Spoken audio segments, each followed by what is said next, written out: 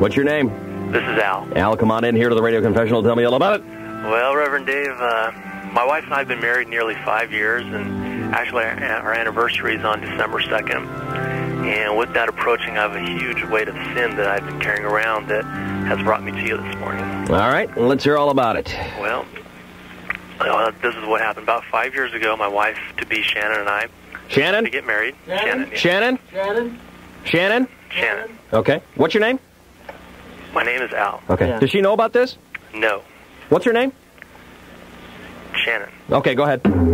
Okay. I don't get Well, anyways, we decided to get married, and we're going to have the wedding in her hometown in Minnesota. Right. So we flew out there a week before the big day, and her mom, Candy, had planned and prepared just about everything. Wait a minute. for Her mom who? Candy. Candy? Yeah. I'm getting a bad feeling. That's her name. Well, it's really Candace. It's always good when your mother-in-law's name is like Bambi or Candy. Go ahead. Well, anyways, I hadn't met her yet, Yeah. but Shannon had told me about her, and she was a really nice woman, and she was really wealthy. She had just sold off her late husband, Shannon's dad's business. So I was really nervous about meeting her and all, but she was a really warm and affectionate woman, and she was really gorgeous. She was beautiful and fit, and How old would you guess she was? she was 41. And how old were you at the time? I was 20. Please, Mrs. Robinson. Go ahead. Okay. So, As if you need to. Yeah. As if we don't know what's about to happen. No, go ahead. In detail. so Friday night comes, the wedding's on Saturday. And Shannon's friends were having a bachelorette party for her that night, so they took off about 8. And we were staying at her mom's house. She had a huge house up there on the outskirts of Minnesota in Minneapolis.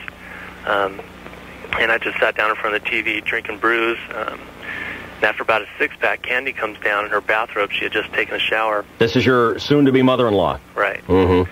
And she sits down next to me, and we just start talking. And next thing I know, she puts her leg over my lap. And she starts leaning close to me. And next thing you know, we had kissed.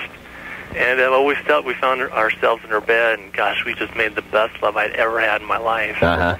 And she was, I really hate to say this, but was way better than my wife still is today, Dave. Oh, man. Reverend, please, here in the confessional. Man. And I don't know, the only way I can describe it is kind of like a fine wine. You know, it's better with age. So, and she tastes like a fine wine, too.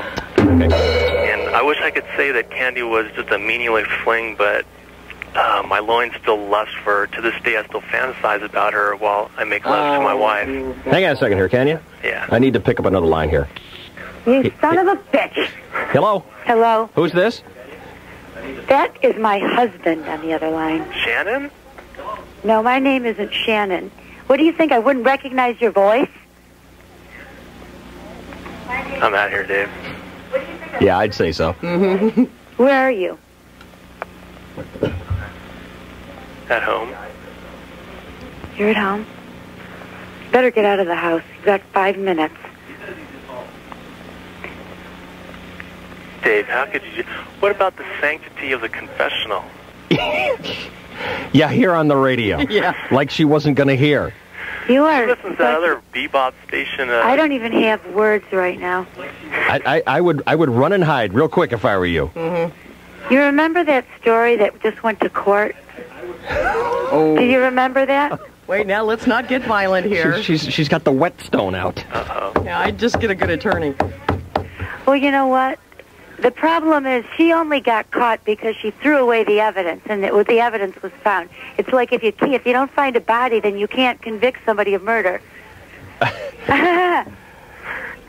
Hey, Al, or whoever your name is, Uh-huh. it's time to leave now. I'm out of here. Okay. Bye-bye. Thanks, Dave. Annie, thank you. It was bound to happen. Happy Thanksgiving. There's a silver lining to the ugly story that's happened here. I think I'm going out on a limb here and saying this is going to end in a divorce. Yeah. The happy news is you won tickets to comedy night. Winner.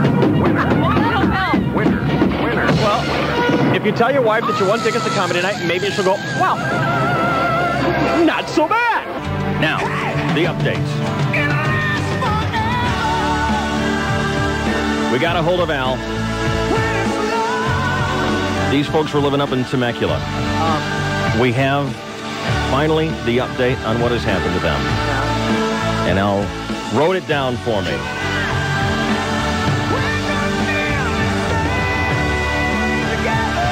He writes, Dave, here's what transpired since we last talked.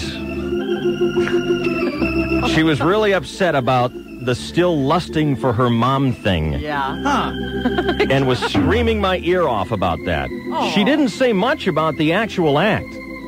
She was pissed. She was pissed off because, remember, in the confession, he says he still fantasizes about his mother-in-law while making love to his wife. That was That's the part what where pissed he her was off. hanging himself. You see, Dave, I didn't know this until now, but she had moved to California because she knew how her mom was.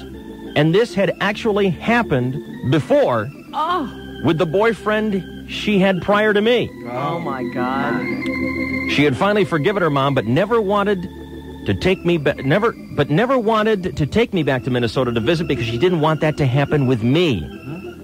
She said that since her brothers were in the house that night, she didn't think anything would happen. Well, lucky for me, they took off a little after Shannon did. Oh, God. Well, we had it out for a few days and finally decided to call it quits. Yeah. She had Big gone. surprise. She had gone from ranting and raving about the Bobbitt thing down to a general full-on bitching session about a divorce, and now we don't even talk except to the lawyers.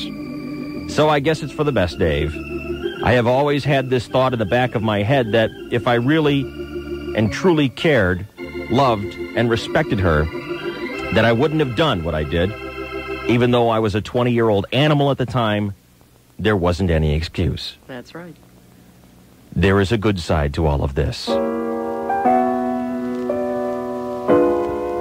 When her dad passed away, he left her close to $1.5 million that we have only touched to buy our home. We had planned to use the money to send our kids through college and retire with the rest. Well, my lawyer says that since it is now community property, Yeah. I get half.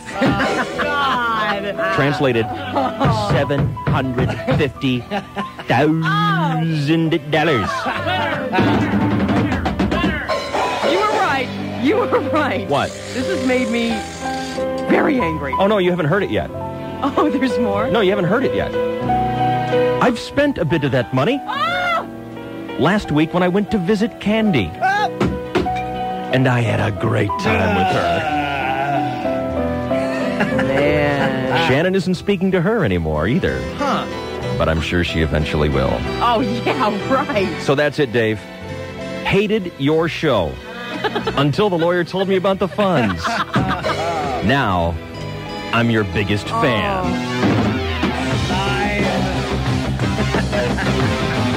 That's love, ladies and gentlemen.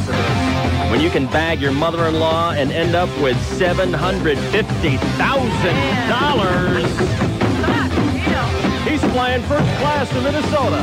And we're on the KGB, babe.